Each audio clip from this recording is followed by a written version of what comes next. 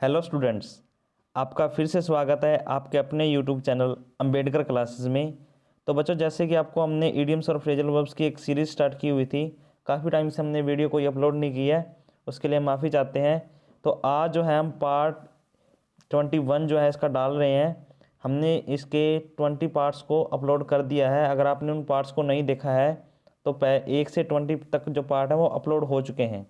और इनमें से MTS में जो 5 तारीख को हुआ था उसमें से 2 क्वेश्चन आए थे। तो बच्चों, याद रखना है आपने कि आपको 2 क्वेश्चन वहाँ से मिल रहे हैं, तो 2 नंबर का काम MTS में आया है। याद रखना आपने, ठीक है बच्चों। तो चलो बच्चों, शुरू करते हैं वीडियो को ज़्यादा समय ना ख़राब करते हुए। तो देखिए बच्चों, to war to the knife. War to the knife का मतलब होता है संघर्ष करना, कठिन संघर्ष करना। तो इसको याद कैसे करेंगे? वार टू द नाइफ को याद करने के लिए हम इसमें आपको दिखाई दे रहा होगा वार और नाइफ। वार का मतलब होता है युद्ध, ठीक है बच्चों, और नाइफ का मतलब होता है चाकू। तो कोई सैनिक है या सिपाही है, वो क्या कर रहा है? युद्ध में क्या कर रहा है? चाकू से लड़ रहा है। अब देखो, अगर युद्ध में चाकू से लड़ेगा तो उसको कठिन संघर्ष करना पड़ेगा, मतलब मेहनत ज़्यादा करनी पड़ेगी। तो कोई सिपाही है या सैनिक है जो युद्ध में चाकू से लड़ रहा है, तो उसको क्या करना पड़ रहा है? कठिन संघर्ष करना पड़ रहा है। तो याद करना आसान होगा। नेक्स्ट देखिए, आउट ऑफ स्पोर्ट्स मतलब तबीयत खराब होना। अब इसको याद कैसे करेंगे? आउट मतलब होता है बाहर, आउट ऑफ का मतलब होता है बाहर होना, ठीक है, बाहर होना।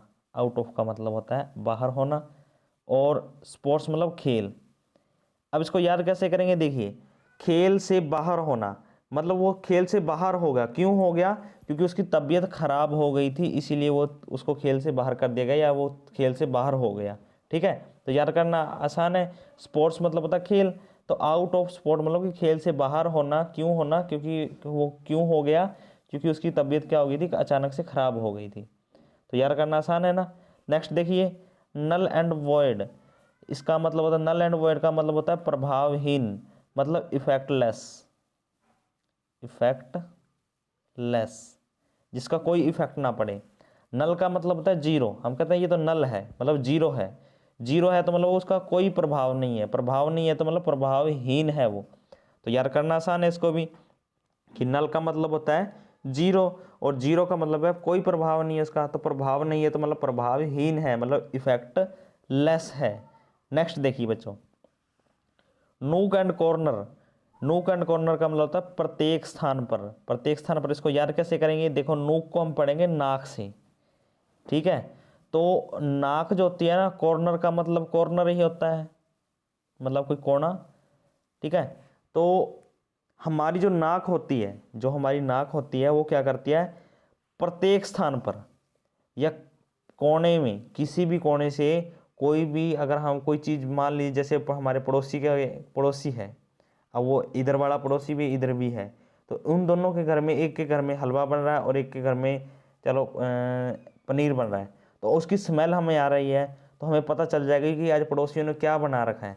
तो कॉर्नर का मतलब कोने में, इस कोने से भी हमें स्मेल आ रही है और इधर से भी आ रही है, तो इस इधर से पता चल जाएगा कि इस जो ये पड़ोसी इसने क्या बनाया है और इधर वाले ने पड़ोसी ने क्या बनाया है। तो इसको हम याद कैसे करेंगे? याद करने के लिए हम ये समझेंगे, देखो जो नाक होती है हमारी, वो प्रत्येक स्थान पर या प्रत्येक कोने में कोई भी सुगंध है या गंध है उसको पहचान लेती है। तो याद करना आसान हो जाएगा, प्रत्येक स्थान पर, ठीक है बच्चों।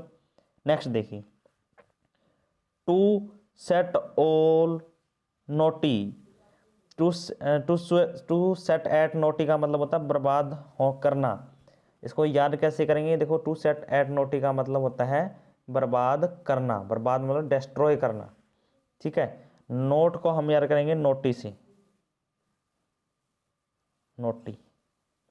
तो जो नोटी बच्चे होते हैं, मतलब जो खतरनाक बच्चे होते हैं ना, नोटी हम इनको कह देते हैं, जो शैतान बच्चे होते हैं, जो हर टाइम शैतानी करते रहते हैं, उनके बारे में ये बात कह रहे हैं कि जो नोटी बच्चे होते हैं वो सब कुछ क्या कर देते हैं? बर्बाद कर देते हैं। मान लीजिए उनको कोई बुक मिल गई तो वो बुक फाड़ देंगे, फ़ोन मिल गया तो फ़ोन फेंक देंगे। तो वो नोटी बच्चे क्या करते हैं, हर एक चीज़ को बर्बाद कर देते हैं। याद करना आसान है। तो नेक्स्ट देखिए, नैरो सर्कमस्टेंसेस, इसका मतलब होता है, नैरो सर्कमस्टेंसेस का मतलब होता है गरीबी के दिन। इसको याद करना कितना आसान है, देखो इसमें आपको ना और रो, मतलब ना रो, और इसमें आपको निकालना है सर, CIR सर। देखो ना रो सर, मतलब एक स्टूडेंट जो है अपने टीचर को कहता है कि ना रो सर, आपके गरीबी के दिन जाने वाले हैं, क्योंकि वो मेहनत कर रहा है टीचर। तो वो एक स्टूडेंट टीचर को कहता है कि सर आप रो मत, आपके गरीबी के दिन जाने वाले हैं।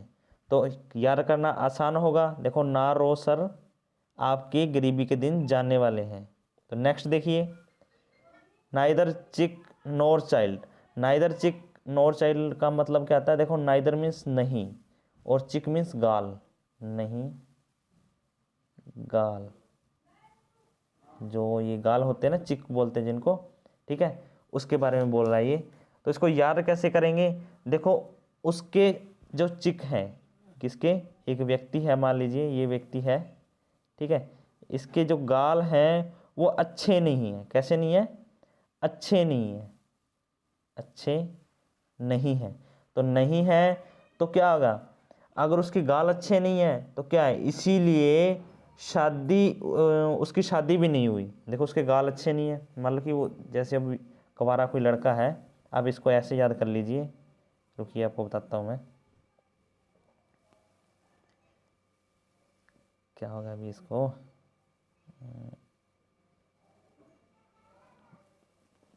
देखिए बच्चों 2 मिनट होल्ड रखें।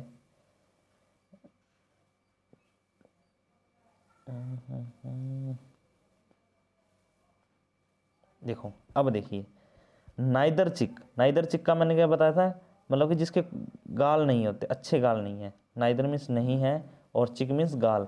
एक व्यक्ति है, ये व्यक्ति है मान लीजिए, ठीक है, तो इसके गाल अच्छे नहीं है और ये कुंवारा है, ठीक है, तो कुंवारा है तो इसकी शादी नहीं हुई, ठीक है, क्योंकि इसके गाल अच्छे नहीं है। तो इसके नोर चाइल्ड, मतलब कोई बच्चा भी नहीं है, बच्चा नहीं है तो क्या होगा, ये निसंतान है। इसके गाल अच्छे नहीं थे इसलिए इसकी शादी नहीं हुई, अगर शादी नहीं हुई तो इसका कोई बच्चे नहीं है, बच्चा नहीं है तो निसंतान है वो, ठीक है, याद करना आसान है। नेक्स्ट देखिए, to put up with. To put up with का मतलब होता है बर्दाश्त करना। तो इसको हम याद कैसे करेंगे, देखो इसमें आपको एक वर्ड दिखाई दे रहा पुट। देखो अगर हम पुट को पुत्र पढ़ते हैं, पुत्र मतलब इसमें पुट की आवाज़ साइलेंट आवाज़ आ रही है ना, कि पुट आ रहा है तो पुत्र। तो पुत्र को एक पिता क्या कहता है कि पुत्र आपके साथ ही रहेंगे और आपको बर्दाश्त भी करेंगे, क्योंकि उनका एक ही बेटा है। मान लीजिए किसी का एक बेटा है और उसका जो पिता है वो उसको बोलता है कि बेटा तू जैसे मर्जी कर ले, लेकिन हम आपको बर्दाश्त करेंगे क्योंकि आप हमारे एक ही बेटे हो, मतलब बर्दाश्त करेंगे। जिनका एक बेटा होता है वो बर्दाश्त करते हैं, क्योंकि वो कहता है कि मुझे ये चाहिए, मुझे वो चाहिए। तो इससे आपको याद करना आसान हो जाएगा कि एक बाप अपने बेटे को कहता है कि पुत्र आप जैसे मर्जी करो, लेकिन हम आपको बर्दाश्त करेंगे क्योंकि आप इकलौते हो हमारे, ठीक है। तो ये आपको इसको सीरियस नहीं लेना है, ये हमने एक ट्रिक बनाई है, कहीं आप सीरियस ले जाएं इस चीज़ को, तो रखना नहीं चाहिए ऐसे बच्चों को, आपको उनको थोड़ा सा दबका दुबकू के भी रखना चाहिए। तो नेक्स्ट देखिए भाई, to feather one's own nest, ठीक है, to feather one's own nest का मतलब होता है अपना स्वार्थ सिद्ध करना। अब फीदर आपको एक वर्ड दिखाई दे रहेगा और नेस्ट, इन दो वर्ड को आपने उठाना है। फीदर को हम पढ़ेंगे फादर से, देखो फीदर फादर एक जैसा आ रहा है, और नेस्ट को नेस्ट से ही पढ़ेंगे, ठीक है, नेस्ट को हम पढ़ेंगे नस्ट से।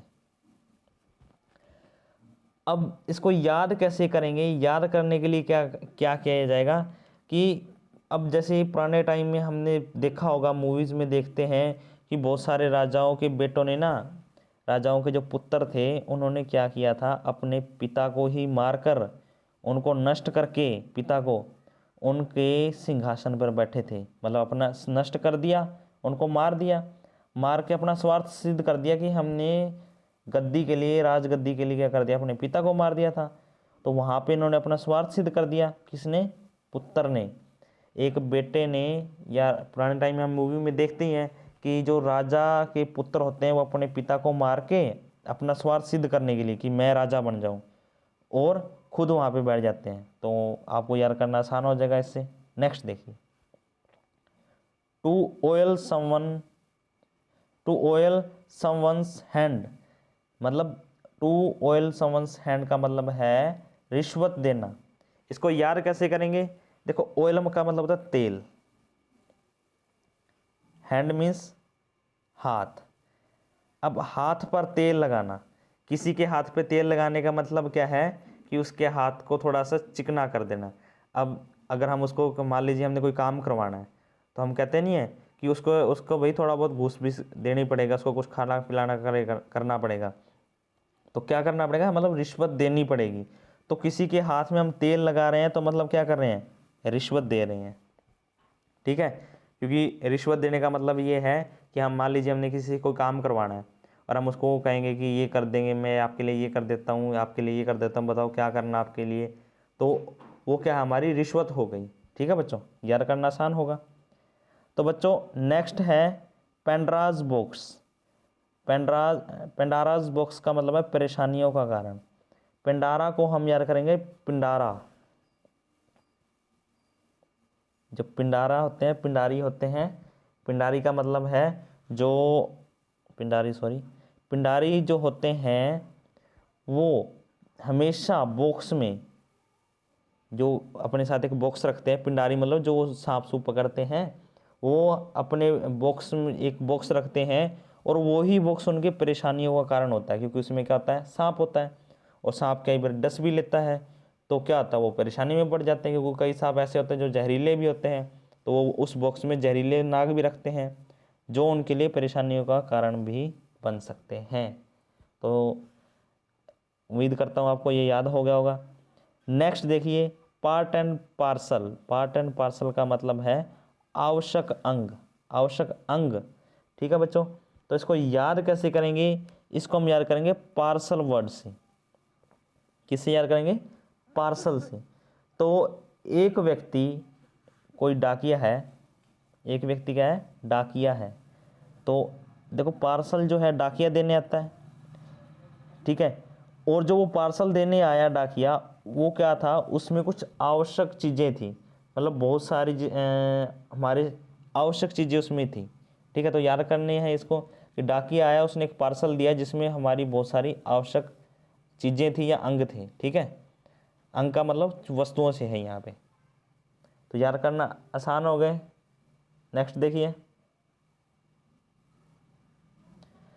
तो बच्चों, अगर आपको वीडियो अच्छी लगी हो तो वीडियो को ज़्यादा से ज़्यादा लाइक करें, शेयर करें, और सब्सक्राइब ज़रूर कर लें हमारे चैनल पर अगर आप नए हैं, और कमेंट करके ज़रूर बताया करें कि आपको वीडियो कैसी लग रही है। तो बच्चों, आपको मैंने एक बात और बोली थी कि MTS में हमारे जो हम करवा रहे हैं इंडिया जीके से, सर बता रहे थे कि 2 या 3 क्वेश्चन आए हैं, और इंग्लिश से अभी जो मैं खुद दे के आया हूँ उसमें 2 क्वेश्चन आए हैं, और जो है अभी पता नहीं चला है, लेकिन जो हमने देखा है वो बता रहे हैं हम आपको। मतलब 5 नंबर का काम आपका यहाँ से आ रहा है, 4 से 5 अप्रोक्सीमेटली। तो आप आगे देखिए, अगर हमने और वीडियोस, जैसे आप, अगर आपका बढ़िया प्यार मिलेगा तो हम और भी वीडियोस अपलोड करेंगे। तो मिलते हैं नेक्स्ट वीडियो में। बहुत समय से हमने कोई वीडियो नहीं डाली थी। थैंक यू, धन्यवाद।